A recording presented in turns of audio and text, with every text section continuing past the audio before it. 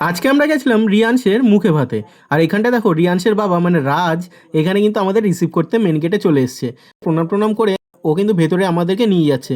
আর আমরাও দেখো ভেতরে ঢুকলাম। ভেতরে ঢুকেই তো আমরা একেবারে অবাক। লাইভ প্রোগ্রাম থেকে বিভিন্ন রকমের খাবারের স্টল সব মিলে কিন্তু দারুণ একটা ব্যাপার।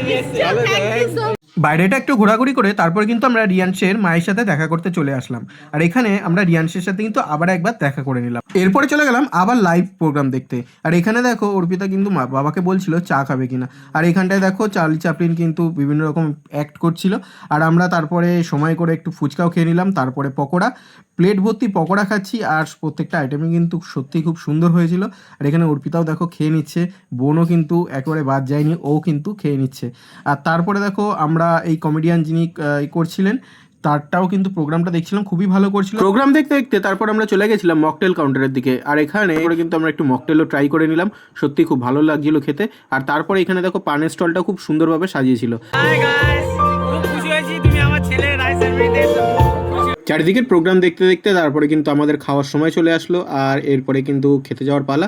আর এখানে দেখো সবাই খেতে বসে গেছি অলরেডি।